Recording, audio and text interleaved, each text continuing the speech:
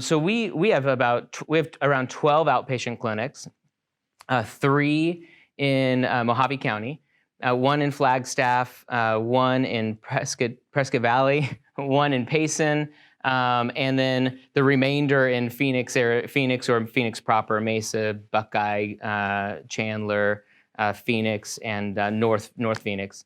We have 4 opioid replacement clinics or methadone clinics, 1 in the Mojave County area, Flagstaff, Prescott Valley, and then 1 here in Phoenix. And then we have 4 inpatient hospital settings. They're a little bit different. They're not like a big 300, 400 bed unit. They're a 16-bed unit, very specialized for individuals having mental health challenges. 3 here, and then 1 in Kingman. And then we're in about, I would want to say, about 160 different schools now. And then we serve a population where we provide housing for another approximately 150 members in the Phoenix area and across the whole landscape that we provide services in.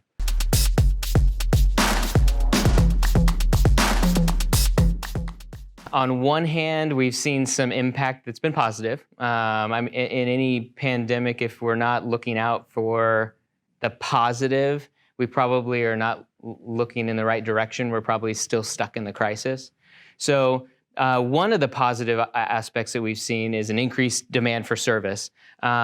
People that didn't necessarily think they needed services before are coming in or virtually through the virtual door, but they're also needing different types of services. So in a world where we were face-to-face with people, now they're okay being virtually connected with people rather than feeling still a little concerned to come into the office. So we're seeing increased demand. We're also seeing increased need for security.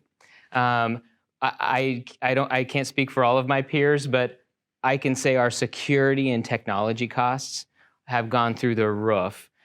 People that didn't need a laptop now need a laptop. People that didn't need a cell phone need a cell phone. And people that need that extra layer of added technical security from home, working from home, now need extra layers so we can keep clients' information secure, and also just the information of the agency secure. So it's been an interesting development. The first week that Arizona got hit, it seemed like no one needed services. It was like crickets all throughout all of our outpatient clinics. And we, what we've seen is that was just a little blip. It was just, I think, the shock and awe of what is going on, and then services just continually picked back up.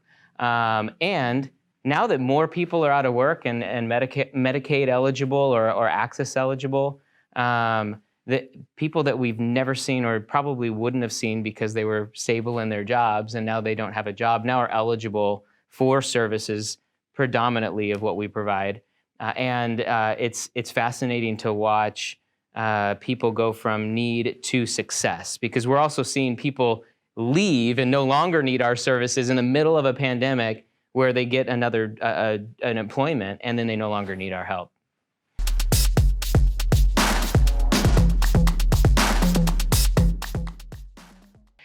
So we never shut down any of our clinics. I think that's really important because we wanted to be mindful. We didn't want to be reactionary. We wanted to be proactive in planning.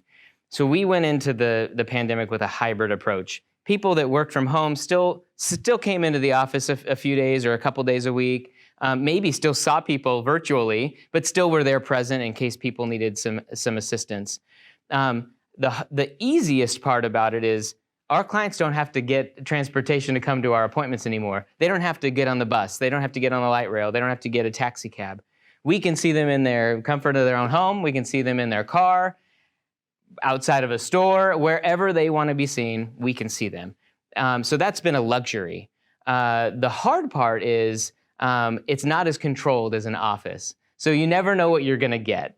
And I think some of what we didn't understand what we would find is we're going to be exposed to an environment of our client that we never had the luxury of being in, and it's actually helped us provide really clear treatment goals for all of our clients, that we're able to get that bird's eye view where we talk about our challenges in a controlled environment, but we never actually go to the challenging environment. Now we're there.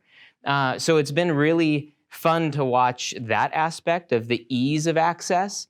The other flip side is, I know in my graduate studies, I was never taught how to do telehealth or what is bedside manner over telehealth. And so we've been providing some additional tools and resources for staff who are really having a hard time connecting with clients. And that has been fun too, because our staff are becoming a little more well-rounded. They're becoming okay with the video, almost overemphasizing empathy or care, or just some of those really good qualities that I think that professional relationship makers would make anyways.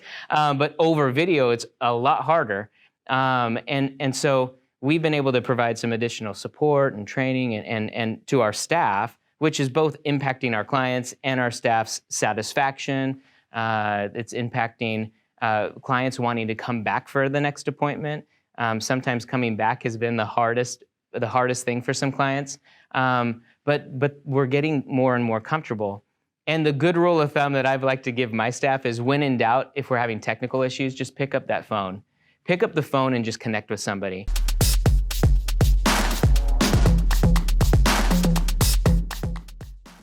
I think there will always be a need for face-to-face. We are still years away from getting heart surgery where you don't need anybody in the room other than the patient. And then bringing the patient back, I mean, you still have some need for some physical contact.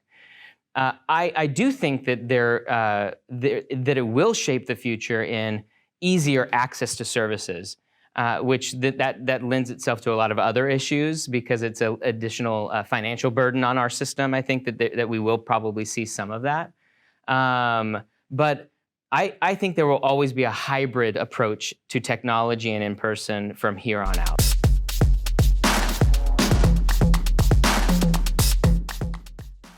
Everyone's saying, I can't wait till 2020 ends. I'm not sure I'm ready for what 2021 is ready to give me. But with that said, I think that as long as we're able to sustain from a system standpoint, from public mental health, we have to rely on a lot of different funding mechanisms. And so whether there's a need or whether there's increased demand doesn't always mean that we're going to hire more people. But increased demand with the right support system in place from a legislative level and from a governmental level, which we have a very supportive governmental level when it comes to mental health services, means we can increase capacity and serve more people effectively.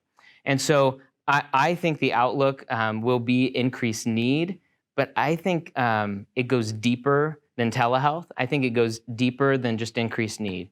I think it goes towards, how are we engaging our members who only come for one appointment and never get seen again? How are we actually bringing the people in that need to be seen but decide they don't want to come back? So I think that face-to-face will always have a purpose, and face-to-face could be a re-engagement measure to give us some feedback, to change how we do things, to get some feedback rather than the feedback maybe we get on Yelp or Facebook or LinkedIn, whatever means on social media, and taking that down to a deeper level and saying, how about I go to you, because I'll never hear from you, and say, what could I have done better to keep you? And then I believe that needs to actually go into our strategy planning. How do we actually make movement when we're given feedback? And then how do we give, it's a two-pronged approach, employees purpose and clients feeling like they're coming to a place they call home. When they feel like they can come because they trust us, they believe they believe in what we do, and they believe they're going to get to the end goal that they're set out to go to, I think we probably hit a win-win-win. And so the purpose driven by our employees and the purpose driven by our clients feeling that purpose and instilling it out, it is the only way we're going to grow, be sustained, and see a brighter future for the whole industry.